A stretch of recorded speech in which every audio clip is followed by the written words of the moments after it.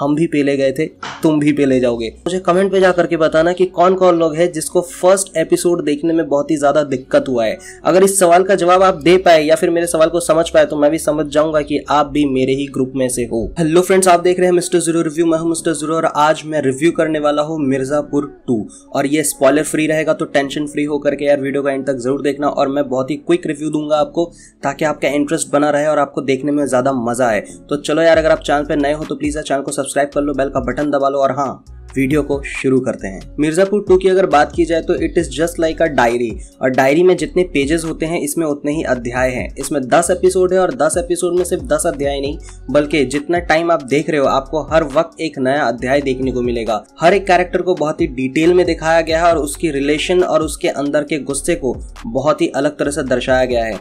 बात अगर यहाँ पे गुड्डू भैया की जाए तो गुड्डू भैया बहुत ही साइलेंट इमोशन से भरे हुए हैं, लेकिन वायलेंट जब होते हैं वो देखने लायक रहता है। उनके चलने का तरीका जो बैसाखी के साथ में दिखाया जा रहा है वो एक तरह का आतंक है। आप उनको अपाहिज नहीं समझ सकते। यूं समझो कि उनकी बैसाखी की आवाज जब आएगी तो आप ये सोचोगे कि इनका अगला कदम क्या होने वाला है। मुन्ना भैया भाई मुझे तो पूरे तरीके से चूतिया ही नजर आ रहे हैं। बिल्कुल सही कह रहा हूं, क्योंकि इनको गद्दी तो मिल चुकी है लेकिन उस गद्दी के साथ में इनको किस तरह से पेश आना है वो शायद बहुत ही ज्यादा कंफ्यूज है वो। लेकिन जो भी होगा बहुत ही दमदार होगा, आपको देखने का मजा दुगना हो जाएगा। जो आपने पार्ट 1 में देखा था उससे कहीं ज्यादा एंटरटेनिंग है ये, और इसके अंदर में जो रिलेशन का दाव पेच दिखाया गया है वो बहुत ही अलग लगा है। जैसे कि दो बहनें मिलकर के दो भाइयों के साथ में शादी करने वाली थी, एक ने कर भी लिया था और एक करने वाली थी, पर उसके बाद जो होता है कि जैसे एक भाई गुजर जाता है, एक बहन गुजर जाती है और अब भाईसुर और मतलब होने वाली भाभी, इन दोनों के बीच का एक रिलेशन को दिखाया जाता है। साथ ही साथ उन सारे दुश्मनों के साथ में हाथ मिलाते हुए दिखाया जाता है जो एक टाइम पे एक दूसरे का खून के प्यासे हुआ करते थे।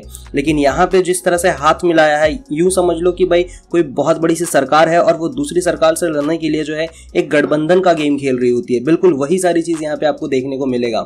सिनेमैटोग्राफी की बात की जाए या फिर डायलॉग की, वो सब के सब धमाकेदार लगेंगे। डायलॉग्स तो इतने भरे पड़े हैं कि आप सोचोगे कौन सा डायलॉग याद रखूं और कौन सा डायलॉग को मतलब मैं बोल पाऊंगा, क्योंकि डायलॉग हर एक का तगड़ा डायलॉग है। मुझसे अगर पूछा जाए कि इसके अंदर में आपको खास क्या लगा और आपको सबसे ज्यादा एंटरटेन क्या किया, तो वो है भाई कालीन भैया का एक कॉमेडी वाला टच। और यहाँ पे जो वो कॉमेडी दिखाते हैं ना भाई, वो बहुत दमदार लगता है मुझे। मतलब जब वो डॉक्टर के पास जाते हैं और जा करके कहते हैं कि भाई इलाज करवाना है, 2 मिनट में जो है ढह जाते हैं और अचानक से जो है पॉइंट घुमा देते हैं मकबूल की तरफ में, यानी अपने राइट हैंड की तरफ में। मतलब नामर्दी जो है वो उनके अंदर नहीं, वो उनके राइट हैंड मकबूल के ऊपर में है। पर जिस तरह से डॉक्टर जो है सैंपलिंग के लिए डब्बा आगे बढ़ाता है वो देखने लायक रहता है। साथ ही साथ यहाँ पे ससुर और बहू के बीच का जो रिलेशन है वो धीरे धीरे जो है आसमान पे परवाज कर रहा है। और फिर वो जो नौकर जो था जिसका लिंग काट दिया गया था, वो नौकर वापस क्यों आया और उसको क्यों रखा गया है, ये बहुत बड़ा राज है।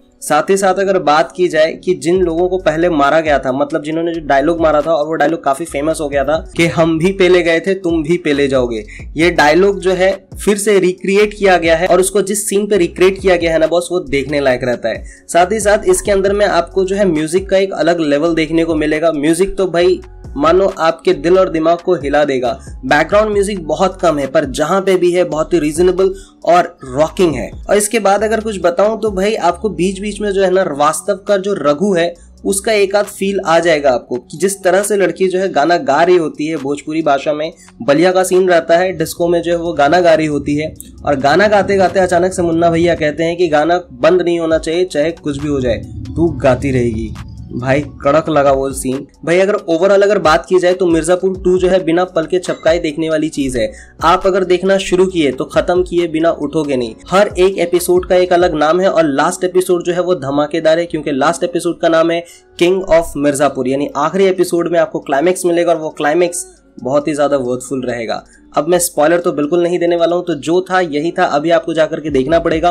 और आई थिंक मुझे 1 हफ्ते का टाइम लेना चाहिए इसको पूरी तरह से रिव्यू और इसका स्टोरी एक्सप्लेनेशन करने के लिए। तो यार जाओ यार, जाकर के देखो। अगर अभी तक आपने नहीं देखा तो प्लीज देख लो।